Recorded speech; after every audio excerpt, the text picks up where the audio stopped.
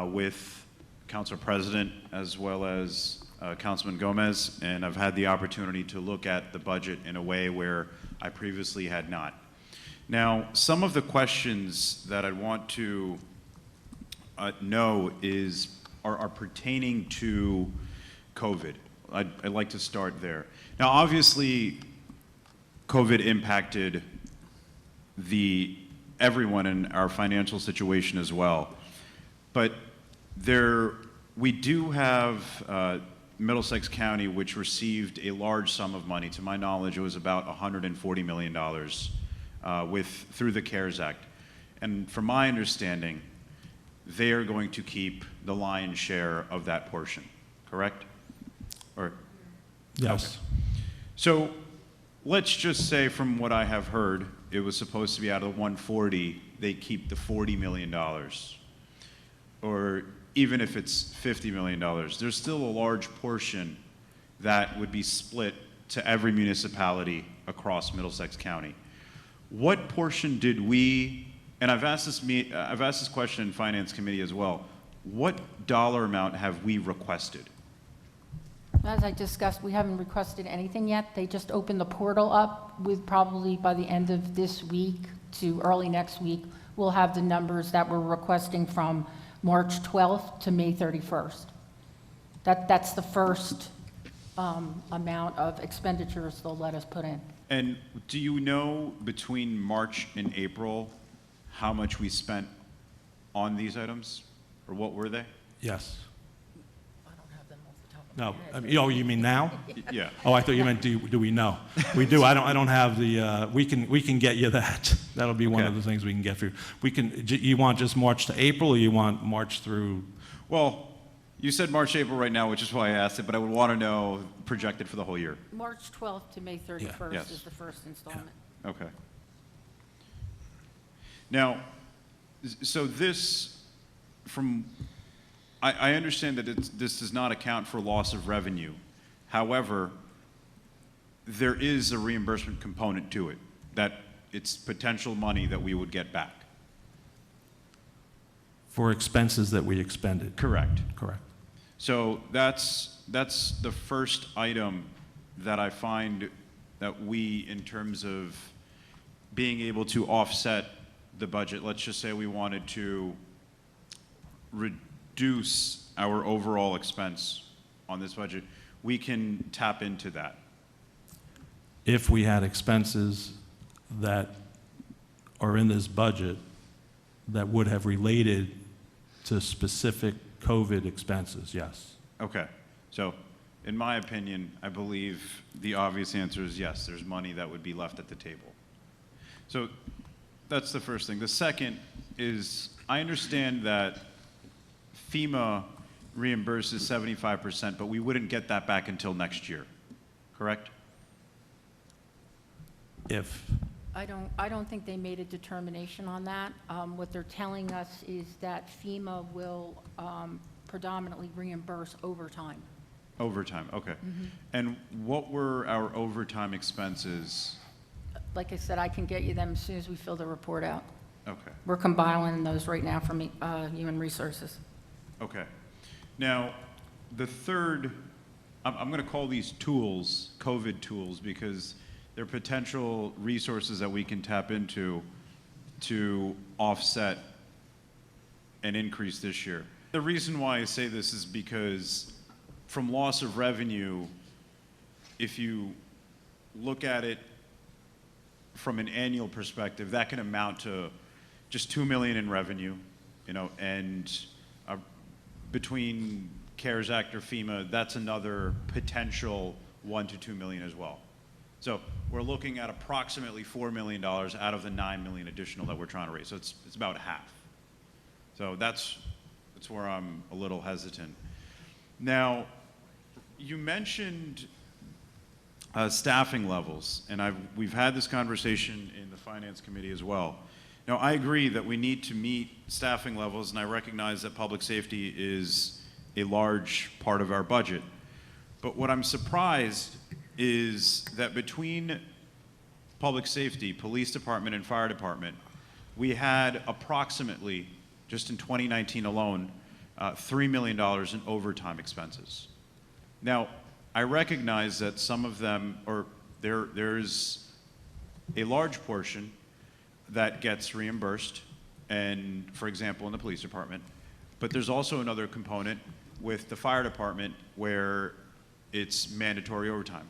But what I could not wrap my head around is, from a management perspective, why were those staffing levels not addressed last year or the year before, where we had, to the point where we now have 1.5 million in just the fire department overtime? So we have addressed the staffing levels pretty much every year. We've done hirings for the most part every year. What you have a difficult time projecting is obviously who's retiring. I mean, we have a number of people retiring tomorrow in the police department, some of which just let us know a couple days ago that they were retiring. So we do try to address every year. We had to clearly develop the list for hiring. We had to do some of our background checks, our interviews, our physicals and whatnot. We would have had those people in place, I would say, if COVID didn't hit. So from a management perspective, what's the rationale behind hiring in rounds versus hiring as you go? Hiring as someone leaves?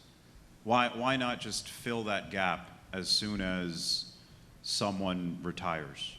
You're saying hire like one for one person retires, you're gonna hire one Yeah, person? so have a list ready, which there is a list, and why not just replace people as we go? That's a philosophy, for sure.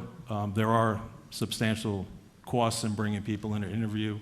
You know, how many people are you going to bring in? How many people are you going to consider?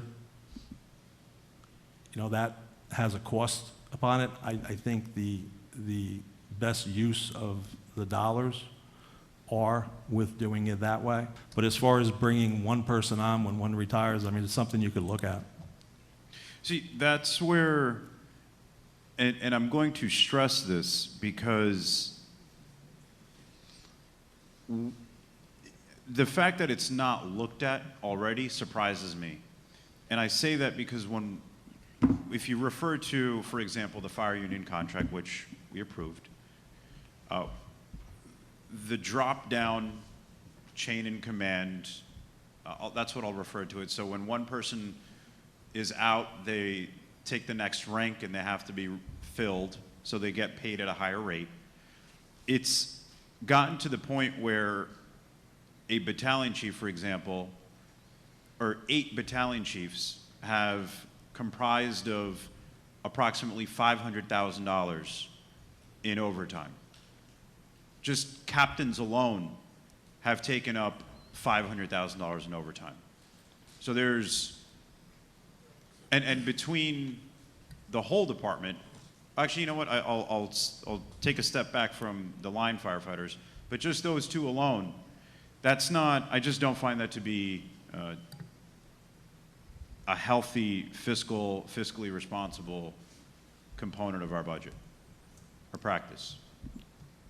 Well, again, we can look at it. I know of no town that does that, but it's a good suggestion. Appreciate it. Okay. And again, the 8 or the captains and the battalion chiefs alone, like that $1 million that we spent in overtime, there are certain individuals that make $70,000 in overtime. Like that, I just don't see how that is. That's the reason why if we had a practice where we hired as we went, then we wouldn't be in this situation.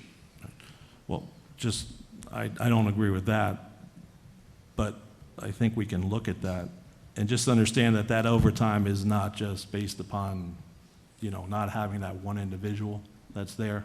As you said before, there's a lot of overtime that would be there regardless of what your staffing is. Mm-hmm. So, you know, I hear what you're saying. Okay. Something that we can sit with the chief. Okay. And talk to see what he believes the positives and negatives are regarding Okay. that. So thank you. All right. And related to new revenues, something that I brought up last year was the need to, obviously we have new construction and we have new developments throughout the town. But our master plan, in my opinion, is outdated. It has not been looked at.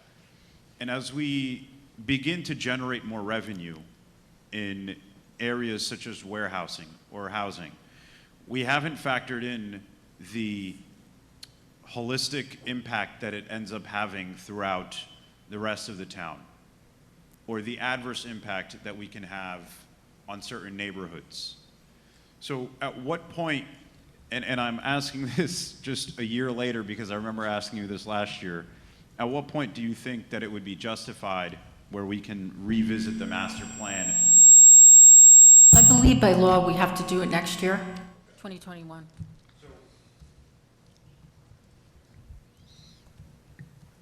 I get that by law we have to do it next year. I think that we're at the point where we need to initiate it right away because times have changed from the last 2 decades, or decade rather.